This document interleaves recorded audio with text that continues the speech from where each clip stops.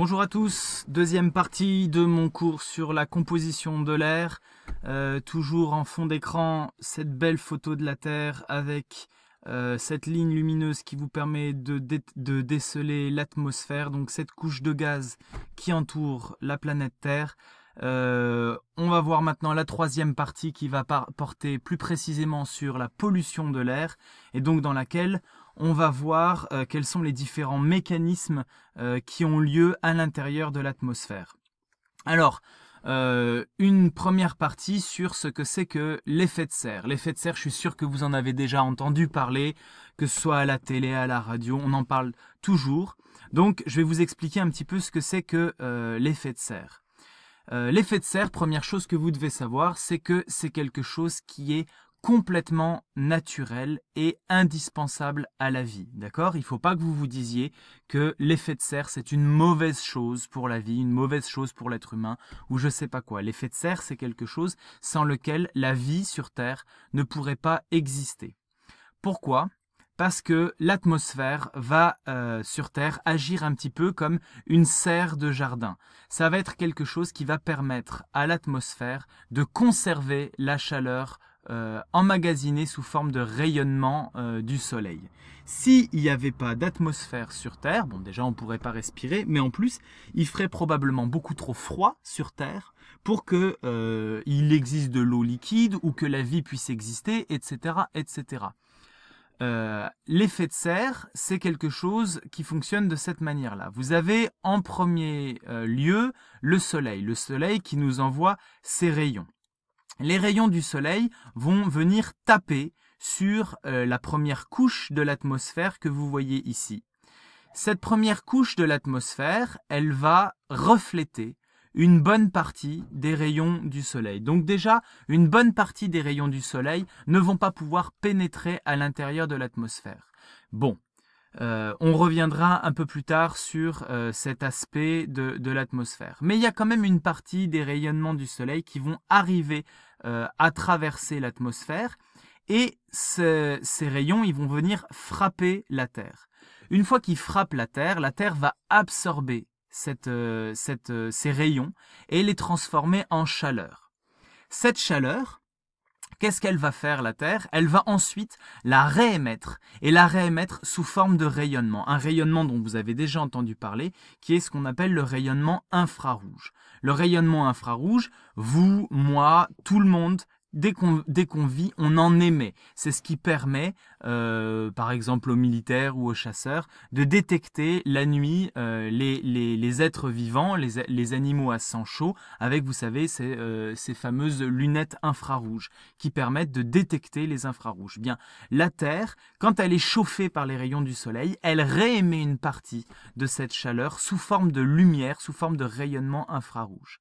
C'est là que l'effet de serre rentre en jeu, puisque il y a à l'intérieur de l'atmosphère ce qu'on appelle les gaz à effet de serre. Et les gaz à effet de serre, eux, ils vont absorber une bonne partie de ce rayonnement infrarouge pour les maintenir à l'intérieur de l'atmosphère, les maintenir sur Terre et les reconvertir sous forme de chaleur.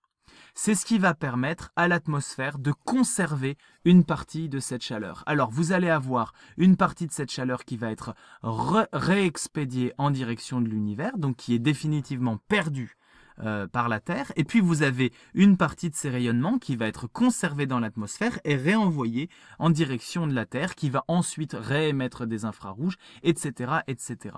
Donc, vous voyez que c'est un phénomène qui a lieu à plein de niveaux. Vous avez une première partie qui est de la réflexion, vous avez une deuxième partie qui est de l'absorption, puis de la réémission, puis de la réabsorption. C'est un phénomène qui est assez compliqué, qui est plutôt fin et qui peut être facilement déréglé. On a excusez-moi, on a à l'intérieur du système solaire deux exemples de planètes pour lesquelles l'effet de serre est entre guillemets déréglé et néfaste. Vous avez par exemple la planète Vénus. La planète Vénus contient une atmosphère dans laquelle les gaz à effet de serre font trop bien effet. Et vous avez une température de l'atmosphère à la surface de Vénus qui est de 460 degrés Celsius. sur Vénus, l'effet de serre est beaucoup trop intense et la quasi-totalité, enfin en tout cas une partie beaucoup trop importante du rayonnement solaire est absorbée par cette atmosphère, ce qui fait que l'atmosphère est à une chaleur, à une température étouffante et que la vie ne peut pas s'y développer. À l'inverse, vous avez sur Mars une atmosphère qui, bien que composée à plus de 96% de dioxyde de carbone, est beaucoup trop fine et ne permet pas à l'effet de serre d'emmagasiner suffisamment de chaleur pour que la température sur Mars soit suffisamment élevée pour permettre à l'eau d'être liquide. C'est ce qui fait que la vie sur Mars est complètement impossible. Donc vous voyez que on a ici deux exemples pour lesquels l'effet de serre est trop déréglé pour que la vie puisse avoir lieu. Eh bien, sur Terre, un des gros problèmes de la pollution atmosphérique, c'est que ça va avoir tendance à dérégler l'effet de serre. Alors, les principales molécules responsables de l'effet de serre, ce sont le dioxyde de carbone, CO2, l'eau. La vapeur d'eau est responsable de 60% de l'effet de serre sur Terre. Et puis un gaz un peu plus rare, le méthane, qui est libéré par les activités industrielles et agricoles terrestres. Humaines, je veux dire. Donc ces trois gaz sont les principaux gaz à effet de serre. Ils vont accentuer l'effet de serre et donc c'est évident que l'activité humaine, elle a pour conséquence de modifier la concentration de ces trois molécules dans l'atmosphère et ça a donc pour conséquence un dérèglement de l'effet de serre et une augmentation du réchauffement climatique, une augmentation générale de la température à la surface de la Terre. Vous avez ici une image comparative de la température en 2007 par rapport à ce qu'on avait observé comme température moyenne dans les années entre les années 1951 et 1980. On a regardé en moyenne la température sur Terre sur une trentaine d'années et on a comparé cette moyenne en température à ce qu'on a mesuré en janvier 2007. Vous voyez que quasiment partout, on a plutôt du jaune ou du blanc, c'est-à-dire qu'on est soit égal, soit supérieur de l'ordre de au moins 2 degrés. Quand vous êtes en jaune, c'est du 2 degrés. Quand vous êtes en rouge, quand vous êtes en orange, c'est du 2 degrés. Quand vous êtes en rouge, c'est du plus 4 degrés. Donc vous voyez que ça, c'est un fait indéniable. Il y a bien un réchauffement climatique et aujourd'hui, la quasi-totalité des scientifiques sont d'accord sur le fait que c'est l'activité humaine qui est responsable de ce réchauffement climatique. Mais on peut aller plus loin.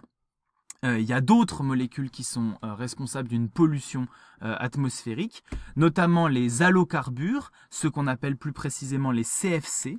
Alors les CFC, ce sont des molécules qui ont été interdites parce qu'elles détruisaient la couche d'ozone. Alors qu'est-ce que c'est que la couche d'ozone?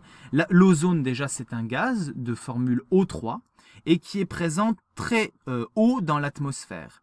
Cette couche d'ozone, elle avait pour conséquence de filtrer une bonne partie du rayonnement solaire en direction donc du soleil, notamment les UV. Eh bien, les molécules halocarbures, les CFC, réagissaient avec l'ozone, détruisaient progressivement la couche d'ozone et ça avait pour conséquence déjà qu'une bonne partie des UV en provenance du soleil arrivait sur les êtres vivants. Ça a eu comme conséquence une augmentation des cancers de la peau, une prolifération à certains endroits, une surprolifération d'un certain type de végétaux qui profitaient de cette apparition d'UV, et puis aussi une plus grande absorption d'un rayonnement solaire et donc une augmentation du réchauffement climatique. Mais c'est pas tout. Vous avez encore directement lié aux moteurs à explosion et aux chaudières à bois les fameuses particules fines dont on a déjà entendu parler, dont vous avez déjà dû entendre parler et qui provoquent les irritations et qui sont nocives pour les êtres vivants.